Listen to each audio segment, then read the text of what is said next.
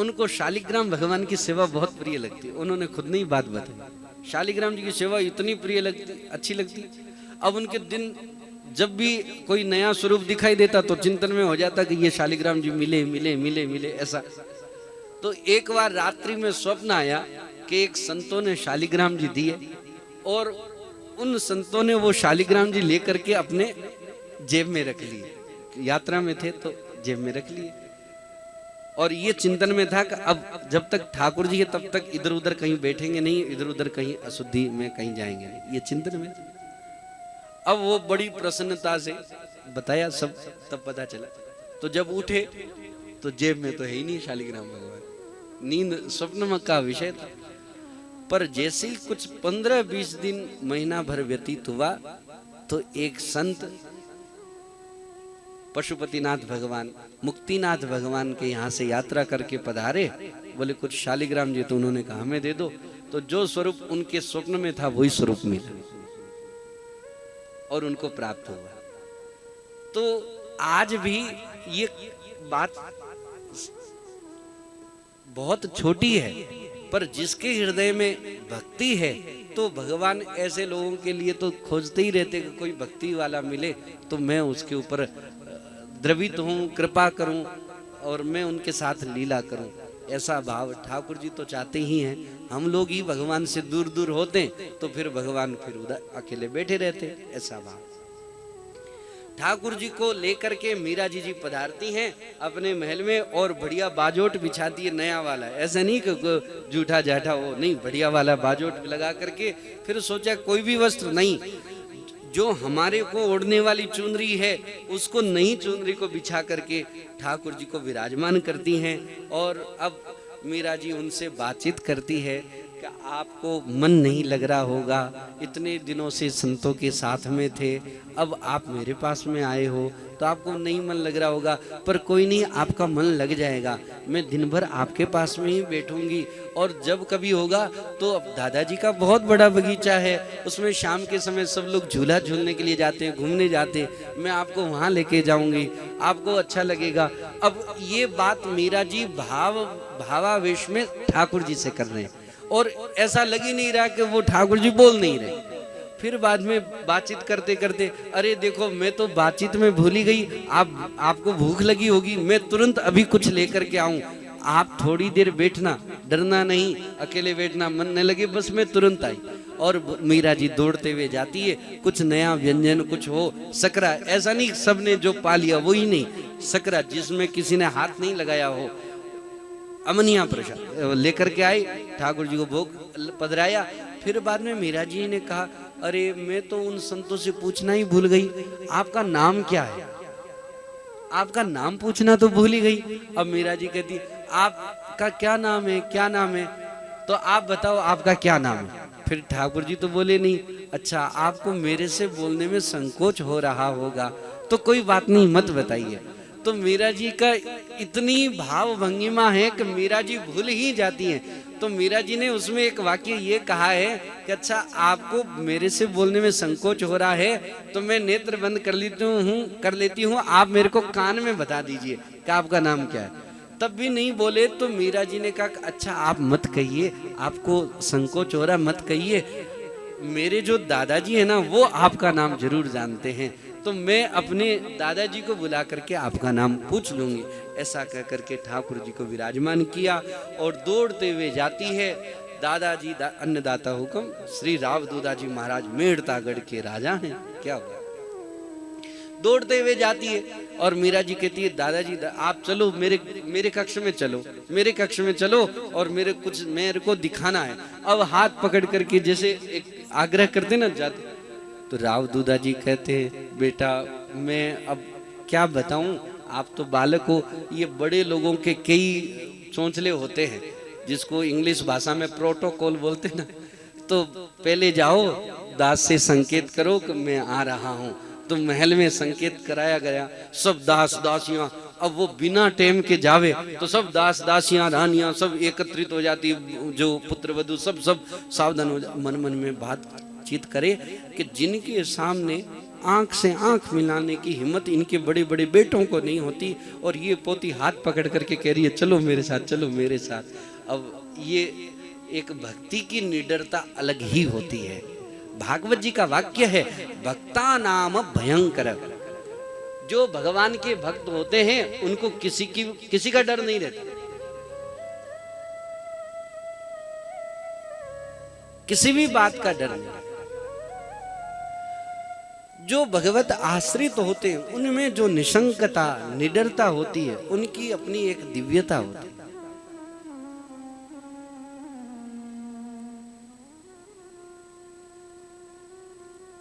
उसके अलावा ऐसी निडरता निशंकता किसी में भी नहीं आती, चाहे कितना भी अर्थ वाला हो, चाहे कितना ही भूमि वाला हो, चाहे कितना ही ऊंचे से ऊंचे पद प्रतिष्ठित हुआ हुआ व्यक्ति हो। ऐसी निशंकता निडरता जो भगवत आश्रित होने से आती है, भगवान के भरोसे से जो निडरता और निशंकता आती है, ऐसा कहीं भी नहीं आती, कहीं पे भी नहीं आती। राव दूधा जी पधारे और राव दूधा जी ने अपनी पोती के महल में और ठाकुर जी को विराजमान देखा तो बहुत पूर्ण श्रद्धावनत होकर के प्रणाम किया है। पगड़ी को पैरों में रख करके प्रणाम किया और कहा कि दादाजी मुझे वैसे तो सब कुछ पता है, पर इनका नाम क्या है ये मैं तो पूछना ही भूल गई, इनका नाम क्या है। और फिर बाद में कहा कि इनकी सेवा के लिए सिंहासन, ये दोहड़, ये बिछावन, मसनद, गद्दे, तकियां, ऐसे ऐसे कई बात बोल गए। तब मीरा जी के दादाजी ने कहा बेटा मेरे लायक भी कोई सेवा हो तो बता देना। तो मीरा जी बोलने लगे कि ये भी करवा दो, ये भी करवा दो, ये भी। बालक होते ना, अब उनको ऐसा तो होता नहीं है कि ये कितना महंगा पड़ेगा, कितने दिनों में बनेगा, ऐसा नहीं, सब ये भी बना दो ये। तो मीरा जी के दादा प्रसन्न हो जाते हैं। काय के लिए? भगवत कार्य के लिए ही तो क्रम है। प्रसन्नता पूर्वक हाँ भरते हैं। फिर बाद में कहते हैं आप इनका नाम बताओ। अब राव दूधा जी हाथ जोड़ के बोले बेटा इनके नाम तो अनेक है, कितने नाम बकारूं पर बताऊं, पर जो भी नाम है। तो बोले नहीं आप कुछ भी, कोई भी नाम आपको ठीक लगे या जो भी।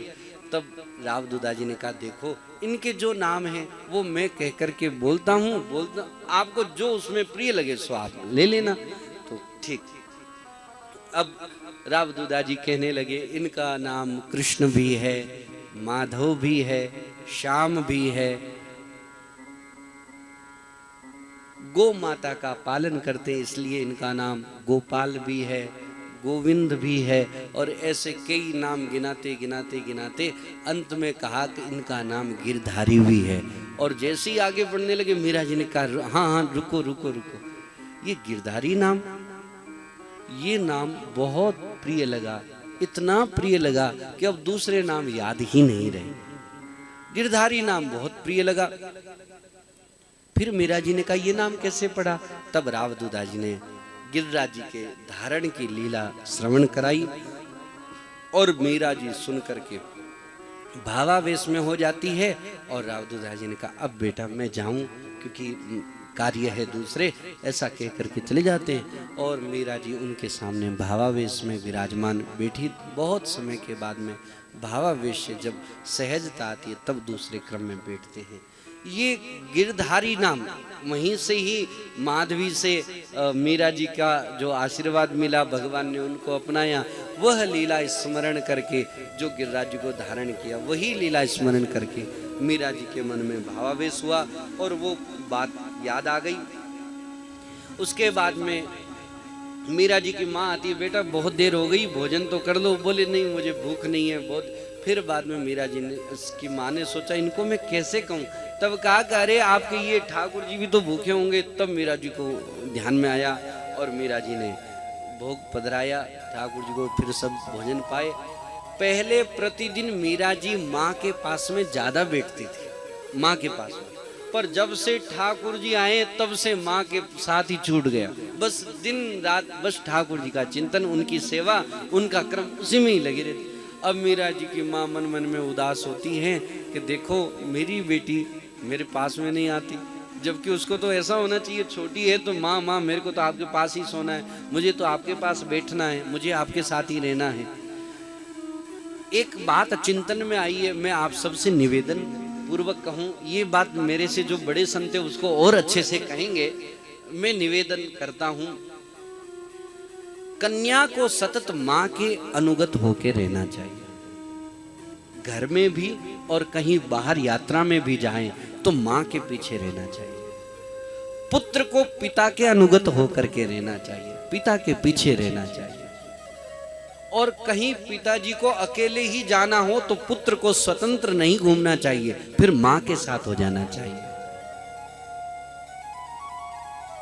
ऐसा मेरे विचार से है। इस भाव को और भी अच्छे से कहा जा सकता है, क्योंकि राम जी जब बड़े हुए ना, प्रातः काल उठ के रघुनाथा मात पिता गुरु नावई माँ था, तो फिर दशरथ जी महाराज को प्रणाम करके उनके पास में बैठ जाते हैं और उनका जो राजकीय कार्य है उसको देखते हैं और बीच बीच में बोलते नहीं है। आजकल के छोटे छोटे बालक की माता पिता की कोई चर्चा चल रही हो तो बीच बीच में बोलने लग जाते हैं। बीच में कभी नहीं बोलना चाहिए, सुनना चाहिए। और कदाचित कोई पिता और पिता के भाई में भी कोई मनमुटाव से लड़ाई झगड़ा हो रहा हो तब भी नहीं बोलना चाहिए। पक्ष पिताजी की तरफ ही रहना चाहिए, पर बोलना नहीं चाहिए, चुप रहना चाहिए। क्योंकि हमारे को अभी बोलने का अधिकार आया ही नहीं है। जब सुनने की शक्ति पूर्ण हो जाती है, श्रोता मजबूत होता है, तब वक्ता होता है। श्रोता ही नहीं होगा तो वक्ता कहां से होगा? आप कहीं पे भी देखिएगा, श्रवण करने का ही स्वरूप है। चाहे संसार का विषय ले लीजिए, चाहे भगवत मार्ग का विषय ले लीजिए। श्रवणम कीर्तनम विष्णु स्मरणम पाद सेवनम। और परीक्षित जी महाराज ने सुखदेव जी से प्रश्न पूछा कि मरणासन व्यक्ति को क्या करना चाहिए, तब भी भाव यह है, तस्माद भारत सर्वात्मा भगवान ईश्वरो हरि श्रोतव्यः कीर्तितव्यश्च स्मर्तव्यश्च सदा भयम्। श्रोतव्य, सुनो। और सोनकादि ऋषियों को श्री सूत जी महाराज कहते हैं, सावधानतया शृणु, सावधान होकर के सुनो। रामचरितमानस में गोसाई जी स्वयं शंकर भगवान पार्वती जी से क्या कहते हैं? सुनो शुभ कथा भवानी, सुनो।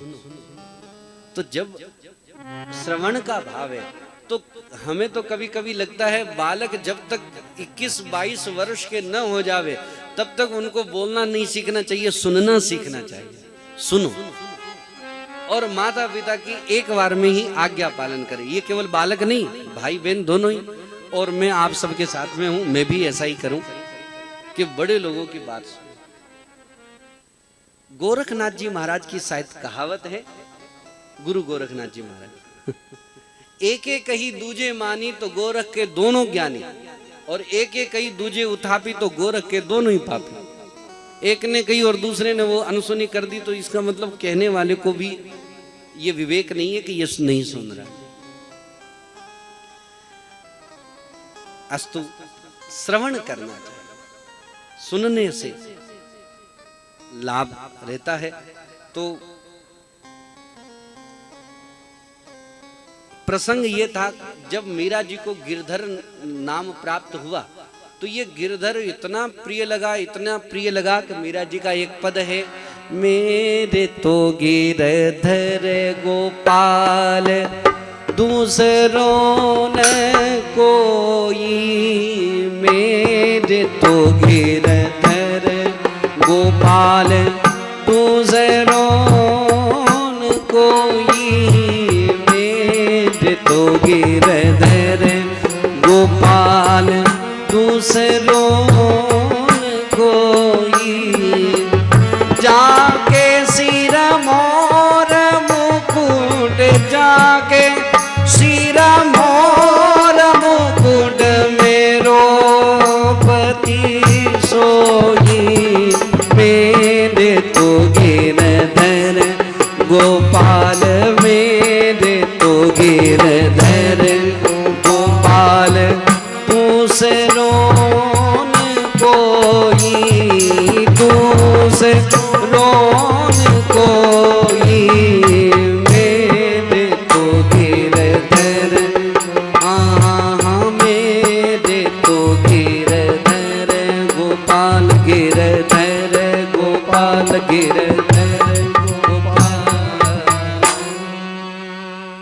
मीरा जी की दिनचर्या में ठाकुर जी पधारे, खूब अच्छे से सेवा पूजा। और उसी समय योगी श्री निवृत्तिनाथ जी महाराज पधारे। श्री निवृत्तिनाथ जी पधारे और ये योगी थे और मीरा जी इनसे सत्संग करने के लिए जाती है, तो फिर योग की शिक्षा इनसे प्रारंभ होती है। और ऐसा मीरा जी ने योग साधा है, इतना जल्दी योग साध लिया, जो निवृत्तिनाथ जी को 15-20 वर्ष में मिला, वही मीरा जी ने 1-2 साल में ही योग को साध लिया। ये भक्ति की विशेषता है। भक्ति की दिव्यता यही है कि यदि व्यक्ति भक्ति हो जाता है तो ज्ञान और वैराग्य अपने आप आ जाता है, क्योंकि भक्ति के दोनों पुत्र ही तो है। ज्ञान वैराग्य नामानो, ज्ञान और वैराग्य। ज्ञानी व्यक्ति के हृदय में भक्ति आवे न आवे इसमें संशय। वैसे इस विषय को मैं छोटा हूँ इस विषय को कहने के लिए, और फिर सब महापुरुष विराजमान हैं तो संकोच भी है, पर ये पक्की बात है, जहां माँ है वहां तो पुत्र आएंगे ही आएंगे। और माँ पुत्र के बिना कभी नहीं रहती। भक्ति महारानी स्वयं अनुकूल हो गई है। वृंदावनस्य संयोगात् पुनस्त्वं तरुणी नवा, एकदम धन्यम वृंदावनम तेन भक्ति नृत्यति यत्र च, एकदम दिव्यता हो गई। पर ज्ञान काल योगे न जर्जरो, ज्ञान वैराग्य तो जर्जर ही है अभी। पर उनके लिए जैसे ही भक्ति भागीरथी को प्रवाहित करने वाला अमृत तद्द्रव संयुक्त श्रीमद् भागवत कथा का गान हुआ, तब ज्ञान और वैराग्य को पुष्टि मिली, और दोनों पुष्ट हुए तो भक्ति महारानी प्रसन्न हुई। और आप सबसे ये भी एक निवेदन करूं, शनकादि मुनियों ने जब ज्ञान और वैराग्य की पुष्टि के लिए कथा कही है, तो वहां एक प्रसंग है। प्राय वक्ता लोग कहते हैं कि भक्ति ज्ञान वैराग्य ने पूछा कि हमारे लिए स्थान कहाँ है, कि सबके लिए तो स्थान है, हमारे लिए स्थान कहाँ है, कथा तो हमारे लिए हो रही है। तो सनकादि मुनियों ने कहा कि ये जितने भी कथा के श्रोता हैं उनका हृदय ही आपका निवास है, जितने कथा के श्रोता हैं उनका हृदय ही आपका निवास है। तो जो भगवान की कथा के और भगवान के भक्तों की कथा के श्रोता होते हैं, उनके हृदय में भक्ति ज्ञान वैराग्य तीनों निवास करते हैं। कैसे? कथा हो रही है, सत्संग हो रहा है, संत महापुरुष पधारेंगे, तो मन में क्या हुई कि कथा सुनना चाहिए, ये भक्ति है, कथा सुनना चाहिए। तो कथा सुनने के लिए आप वहां से घर से आए। गांव में तो बहुत लोग हैं, इतने ही थोड़े ना, पर आए कितने लोग हैं। तो मन में भक्ति की कथा सुनना चाहिए, संतों का दर्शन करना चाहिए। संत दरस जिमि पातक टरहि, तुलसीदास जी महाराज ने कितना एक सहज लाइन, दर्शन करने मात्र से पातक मिट जाए।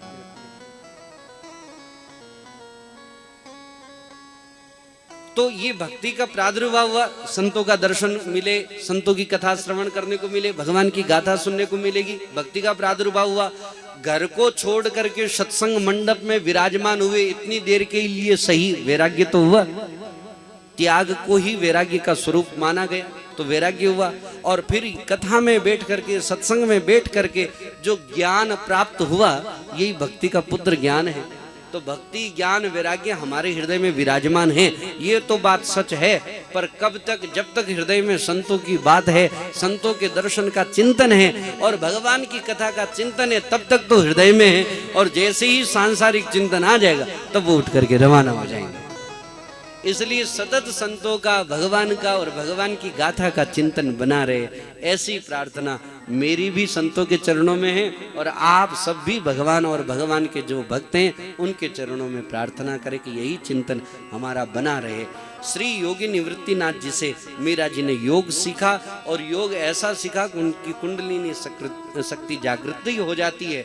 और ऐसी जागृति हुई, उसका भाव यह है कि मीरा जी का शरीर बहुत छोटा है, तो उठ करके ऊपर लग गया, छज्जे पर लगा, तो मीरा जी की जो ओढ़नी है, ओढ़नी का छोर उस छज्जे पर अटक जाता है और मीरा जी का शरीर धीरे धीरे वापस नीचे आ जाता है। उसी समय वृंदावन से पधारे एक बिहारीदास जी करके संत थे, वो योगी निवृत्तिनाथ जी योग में बैठ करके मीरा जी की मन स्थिति को पहचानने का प्रयास कर रहे हैं, पर भगवान की भक्ति का प्रबलता देखो कि बिहारी दास जी ऊपर देख के मीरा जी को देखते ही उनकी स्थिति समझ में आ गई कि इनका योग सिद्ध हो चुका है। ये भक्ति का प्रभाव है। और फिर मीरा जी को जैसे ही योग मार्ग से पूर्णता हुई, पुनः मीरा जी ठाकुर जी की सेवा में तो प्रतिदिन रहती थी, पर उतना ध्यान नहीं दे पाई। तो फिर मीरा जी रोने लग जाती है कि मैं कहाँ योग वोग में चक्कर में पड़ गई, और मुझे तो आप प्रिय लगते हैं और मुझे तो आपकी ही उपासना और सेवा करनी है। इस प्रकार मीरा जी ठाकुर जी का क्रम बनाते। आगे के प्रसंग में क्या होगा ये कल हम श्रवण करेंगे, क्योंकि महाराज जी पधारे हैं तो मन में है कि आप दोनों तीनों संतों की वाणी का लाभ हम सबको मिले। इसी बात से 2 मिनट हरि नाम संकीर्तन करके फिर महाराज जी की वाणी का लाभ। जय जय राधा रमण हरि बोल, जय जय राधा रमण हरि बोल, जय जय राधा रमण हरि बोल, जय जय राधा रमण हरि बोल, जय जय राधा रमण हरि बोल, जय जय राधा रमण हरि बोल, जय जय राधा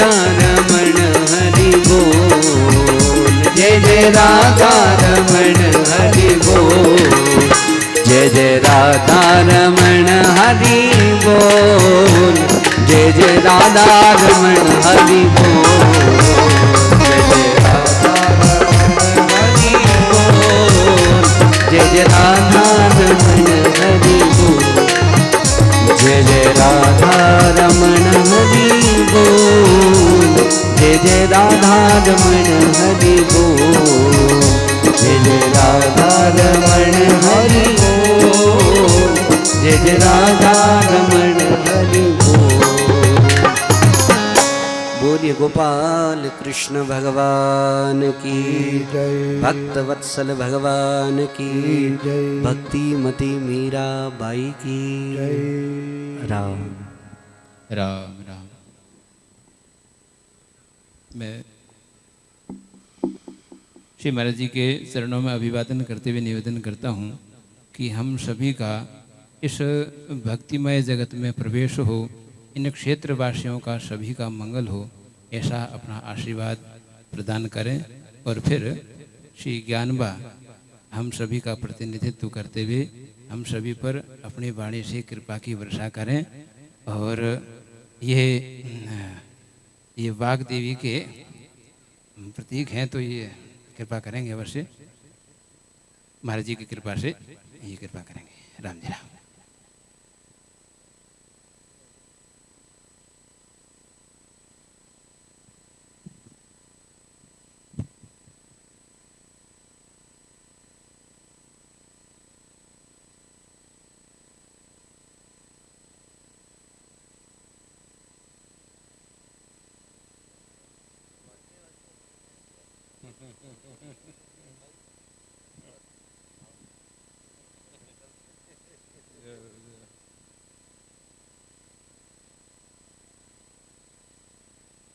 नारायण नारायण नारायण। वंशी विभूषित करा नवनीरदाभात, पीताम्बरादरुणबिंब फलाधरोष्ठात्, पूर्णेन्दु सुंदर मुखादरविंद नेत्रात्, कृष्णात् परम किमपि तत्त्वमहं न जाने। श्री कृष्ण गोविंद हरे मुरारे, हे नाथ नारायण वासुदेव। श्री कृष्ण गोविंद हरे मुरारे, हे नाथ नारायण वासुदेव। परम पूज्य स्वामी जी महाराज, व्यास जी महाराज, परम पूज्य दंडी स्वामी जी महाराज, ओमाश्रम जी, अवधूत जी महाराज और विराजमान सभी धर्मनिष्ठ कर्तव्य परायण भगवत भक्त, गुरु भक्त, राष्ट्र भक्त सज्जनों, सभी का हार्दिक अभिनंदन और सभी के हृदय में अंतर्यामी रूप से विराजमान श्री ठाकुर जी को प्रणाम, भावपूर्वक वंदन प्रणाम। भगवान श्री कृष्ण और उनकी लीला और उनके भक्त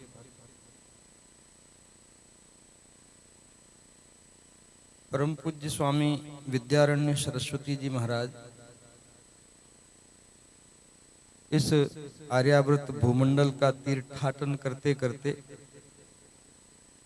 मथुरा पहुंचे और मथुरा में विश्राम घाट के ऊपर विराजमान थे और अपने स्वरूप का चिंतन कर रहे थे, ध्यान कर रहे थे। और ध्यान करते करते उनके मानस पटल पर भगवान श्री कृष्ण की करोड़ों करोड़ों कामदेव के दर्प का दलन करने वाली त्रिभंग ललित मंद मंद मुस्कान, कमर में फेंटा कसा हुआ है, हाथ में बंसी है, काली घुंघराली अलकावली, मोर मुकुट का पंख, मोर पिच्छ का पंख मुकुट भगवान सिर के कृष्ण के माथे पर शोभायमान हो रहा है। ऐसा दिव्य स्वरूप का दर्शन हुआ तो स्वामी विद्यारण्य ने ये भाव व्यक्त किया, वंशी विभूषित करा नवनीर दाभा, नवीन मेघ मंडली के समान काले काले नील वर्ण को लिए हुए जैसे मेघ प्रकट होते हैं आकाश में और उस पर बिजली कड़क करके जैसे स्थिर हो जावे, ऐसे उनके नीलमणि के सदृश अंग कांति वाला जो स्वरूप है उस पर पीला पीतांबर लहरा रहा है। सुंदर मुखारविंद है और तीनों लोकों को मोहित करने में, आकर्षित करने में जो समर्थ है। स्वामी विद्यारण्य सरस्वती कहते हैं कि श्री कृष्ण के इतर भी कोई परम तत्व है ऐसा मैं नहीं जानता, अर्थात भगवान श्री कृष्ण ही परम तत्व है, परब्रह्म। ऐसे भगवान श्री कृष्ण और उनकी अनन्य भक्ता गोपी स्वरूपा, जैसा अभी हम लोगों ने सुना कि कृष्ण भगवान के अवतार काल में जो सुंदर की पत्नी, उनका सखा जो सुंदर है, सुंदर की पत्नी जो माधवी थी, वो माधवी ही इस कलयुग में मीरा के रूप में प्रकट हुई और मीरा के रूप में प्रकट होकर के उसने जो भक्ति की भागीरथी इस मरुभूमि में प्रवाहित की, उसमें अवगाहन करके आज भी अनेकों अनेक आत्माएं अपने आप को कृतकृत्य कर रही हैं और आने वाले वर्षों में भी पता नहीं कितने वर्षों तक मीराबाई के पदों को गा करके उनके भावों के साथ भावित होकर के अपने मानव जीवन को परम लक्ष्य तक पहुंचाने में साधक भक्त समर्थ होंगे, ऐसा हमारा सबका विश्वास है। ऐसी अद्भुत ये गाथा मीरा चरित्र भक्तमाल भजबे को दोई सुघर के हरि के हरिदास, सब संतन मिले निर्णय कियो मति सुति पुराण इतिहास। वेद पुराण इतिहास ग्रंथों का मंथन किया और मंथन करने के बाद जो मक्खन निकला वो क्या निकला? मक्खन यही निकला सारे वेद पुराण शास्त्र का कि इस संसार में अगर आश्रय लेने योग्य कोई है तो या भगवान है और या भगवान के भक्त है। भक्त का आश्रय ले लो तो भी कल्याण हो जाएगा और भगवान का आश्रय ले लो तो कल्याण निश्चित ही है। तो भक्त और भगवान की ये अद्भुत गाथा, प्रेममयी गाथा, भाव और श्रद्धा से भरी हुई अद्भुत ये प्रसंग लीला है। इन सबको आप सब लोग श्रद्धा भक्ति पूर्वक सुने। मैं तो ज्यादा इसके बारे में कुछ जानता नहीं हूँ, थोड़ा बहुत ऐसे ही संतों के मुख से सुना है। पर आप सबका खूब सौभाग्य है, खूब लाभ लें। समय भी खूब हो गया है और महाराज जी, श्री महाराज जी को आगे जामनगर निकलना भी है, तो हम हम लोग आरती वंदन करके बस इन्हीं शब्दों के साथ अपनी वाणी को व्यास जी महाराज के चरणों में अर्पित करते हुए और भगवती हमारी जो सभी संतों के हृदय की जो साम्राज्ञी हैं, क्या कहें उनको, भगवती मीराबाई, दीदी मीराबाई, माँ मीराबाई, जो भी कुछ कह दें, उस भगवती मीराबाई से ये प्रार्थना है, जो आनंद का सागर आपके हृदय में लहराता है, जिस कृष्ण के अपार रस को आपने अपने जीवन में पिया है, उसकी एक आध बूंद कहीं छींटा भी हमारे ऊपर पड़ जावे तो हमारा जीवन भी धन्य धन्य हो जाए, कृतकृत्य हो जाए। इन्हीं शब्दों के साथ वाणी को विराम देता हूँ, आरती करके और सब लोग प्रसाद लेके। नारायण नारायण नारायण। राम। थोड़ी देर हरि नाम संकीर्तन, तब तक आरती की तैयारी। हरे राम राम राम हरे हरे, हरे कृष्ण कृष्ण कृष्ण हरे हरे, हरे कृष्ण हरे राम राम राम हरे हरे, हरे राम राम राम गाइए। हरे कृष्ण कृष्ण कृष्ण हरे हरे, हरे कृष्ण कृष्ण हरे हरे, हरे राम राम राम हरे हरे, हरे राम राम हरे हरे, हरे कृष्ण कृष्ण कृष्ण हरे हरे, हरे कृष्ण हरे हरे, हरे राम राम हरे हरे, हरे राम हरे हरे, हरे कृष्ण कृष्ण कृष्ण हरे हरे, हरे कृष्ण हरे हरे, हरे राम राम हरे राम हरे हरे, हरे कृष्ण कृष्ण कृष्ण हरे हरे, हरे राम हरे हरे, हरे राम हरे कृष्ण कृष्ण हरे हरे,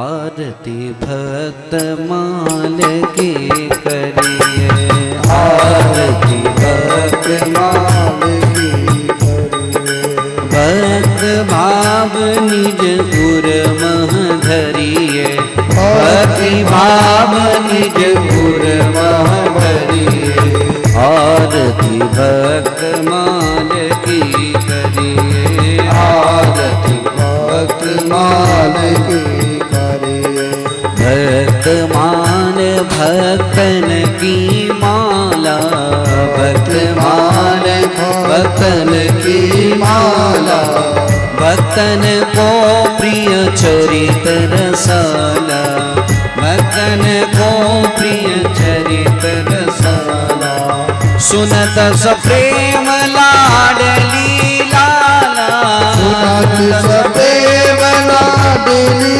लाला, युगल कृपालिनी भव निधि करिए, युगल कृपालहि भव निधि करिए, आरती भक्त माल की करिए, आरती भक्त माल की करिए, भक्त मान प्रभु को अति प्यारी, भक्त मान को अति प्यारी, नाभा अली ने बिरज संवारी, नाभा अली ने बिरज संवारी, अति आतुर हारी ने उरधारी, अति आतुर हारी ने उरधारी, आपहु याहि हियम धरिए, आपहु याहि हियम धरिए, आरती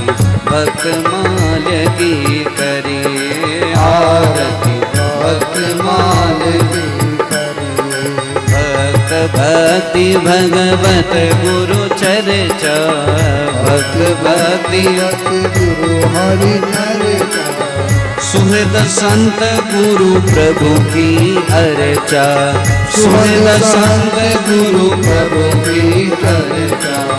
लही प्रेम बिन श्रम बिन खर्चा, लही प्रेम बिन श्रम बिन खर्चा, लही प्रेम बिन श्रम बिन खर्चा। उन्हीं का बहु भव डर नहीं डरिए, उन्हीं का बहु भव डर नहीं डरिए। आरती भक्त मान की करिए, आरती माल की करे। सकल कलु से काली कलमश धोवे, सकल कलु से काली कलमश धोवे। हरि हरि जनहिया नयन निजोवे, हरि हरि जनहिया नयन निजोवे। नारायण प्रभु सतत सुमिरिए, नारायण प्रभु सतत सुमरिए। आरती भक्त माल की करिए, आरती भक्त माल की करिए। भक्ति भाव निज मुर मह धरिए, भक्ति भाव निज मुर मह धरिए। आरती भक्त माल की करिए, आरती भक्त माल की करिए। सेवंतिका बकुल चंपक पाटल जय पुन्नाग जाति कर वीर रसाल पुष्पै बिल्व प्रवाल तुलसी दल मंजरी विस्वां पूजयामि जगदीश्वर मे प्रसीद। नाना सुगंधि पुष्पाणि यथा कालोद्भवानि च पुष्पांजलिर्मया दत्त गृहाण परमेश्वरः। बोलिए भक्तवत्सल भगवान की, श्री गोपाल कृष्ण भगवान की, सत्य सनातन धर्म की, गीता गंगा गौ माता की, सर्व संत वैष्णव भगवान की। राधा कृष्ण राधा